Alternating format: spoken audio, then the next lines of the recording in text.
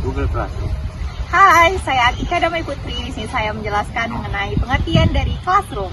Halo semuanya, nama saya Wangga Khairulwardana. Di sini saya akan menjelaskan tentang fungsi dan manfaat dari platform Google Classroom. Hai, saya Marfatul Hidayah menjelaskan tentang cara menggunakan Google Classroom. Hai, saya Tika Julia Ridwan. Di sini saya menjelaskan langkah-langkah membuat Google Classroom. Halo, saya Tika Desiana. Di sini saya menjelaskan kelebihan dan kekurangan Google Classroom. Halo, saya Mariza Aulia akan menjelaskan mengenai cara menggunakan Classroom bagi guru. Selamat menyaksikan!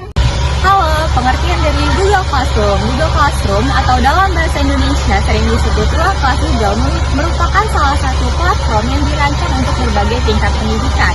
Platform ini bertujuan untuk mengatasi tantangan dalam pembuatan, distribusi, serta pengelompokan tugas secara digital tanpa menggunakan kertas. Awalnya Google Classroom diluncurkan sebagai bagian dari Google Apps for Education pada tanggal 12 Agustus 2014.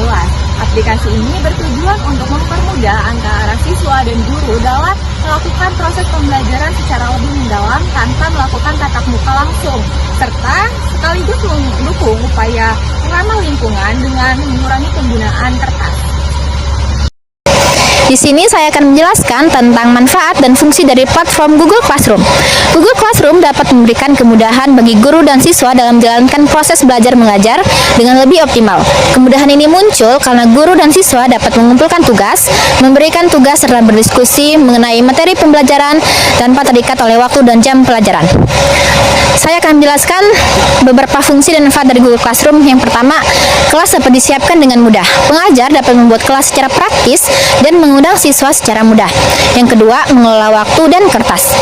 Dengan Google Classroom, pengajar dapat memberikan tugas kepada siswa dengan lebih mudah serta dapat berdiskusi melalui dengan hanya satu platform. Yang ketiga, pengelolaan yang lebih baik. Siswa dapat dengan mudah mengumpulkan tugas melalui aliran khusus kelas atau kalender kelas. Yang keempat, yaitu penyempurnaan komunikasi dan masukan.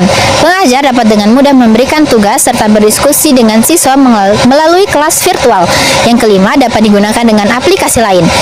Google Classroom terintegrasi dengan berbagai aplikasi Google lainnya seperti Google Calendar, Google Dokumen, dan Google Drive dan Google Form.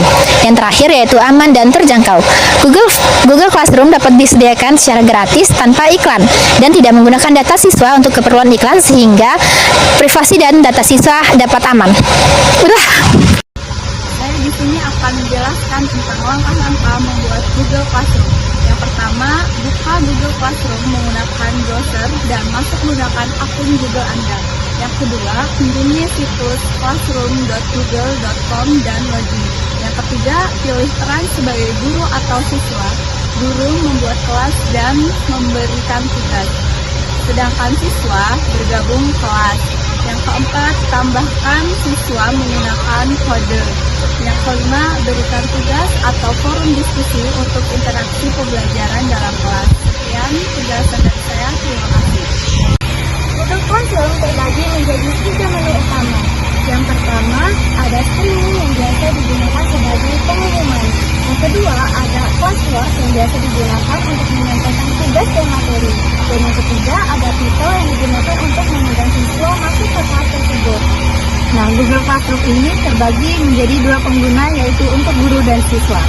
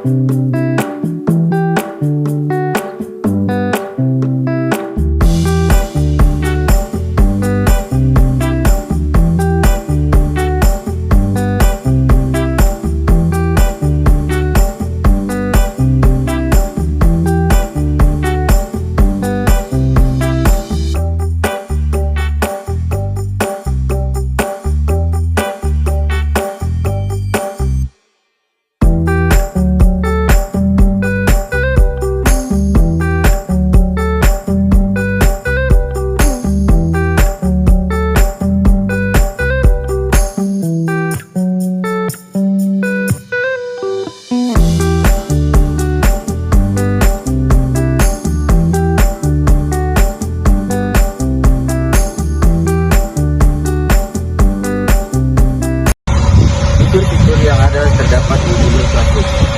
Google Classroom dibuat mempermudah guru dalam membuat dan mengumpulkan tugas secara digital tanpa kertas. Platform ini dilengkapi dengan fitur-fitur yang efisien. Berikut beberapa fitur Google Classroom. Yang pertama ada tugas. Fitur ini memungkinkan guru memberikan tugas secara otomatis tersimpan di Google Classroom. Yang kedua, pengukuran. Google Classroom mendukung berbagai metode penilaian yang fleksibel. Tiga, komunikasi. Guru dapat mengirimkan pengumuman di kelas yang dapat dikomentari siswa, menciptakan komunikasi dua arah yang efektif. Yang keempat, ada hemat waktu. Guru dapat menambah siswa ke kelas dengan memberikan kode kelas yang mempercepat proses pendaftaran. Yang kelima, arsip program. Program ini memungkinkan guru mengarsip kelas dengan selesai. Yang keenam, aplikasi di telepon genggam. Google Classroom menyediakan aplikasi seluler yang dirilis pada Januari 2015 untuk perangkat Android dan iOS. Terima kasih. Kelebihan Google Classroom yang pertama, mudah digunakan. Google Classroom dirancang dengan antarmuka yang sederhana dan mudah dipahami baik oleh guru maupun siswa. Yang kedua, menghemat waktu. Platform ini menggabungkan berbagai aplikasi seperti Google Docs, Slide, dan Spreadsheet untuk menghemat waktu. Yang ketiga, berbasis cloud. Sebagai platform berbasis cloud, Google Classroom memungkinkan pengguna untuk menyimpan semua data dan materi pembelajaran secara online. Yang keempat, fleksibel. Google Classroom mendukung pengguna dalam berbagai situasi. Yang kelima, gratis. Salah satu kelebihan Google Classroom adalah aksesnya gratis. Kekurangan Google Classroom yang pertama, keterbatasan akses internet. Google Classroom yang berbasis web membutuhkan koneksi internet untuk bisa diakses. Yang kedua, pembelajaran bersifat individu. Pembelajaran yang dilakukan melalui Google Classroom cenderung bersifat individu. Yang ketiga, ketergantungan kecermatan siswa. Jika siswa tidak bersikap kritis, maka kesalahan dalam pemahaman akan ada. Yang keempat, kurangnya interaksi. Kurangnya interaksi antara guru maupun siswa. Dari kelompok 8, semoga bermanfaat dan mudah dipahami. See you guys!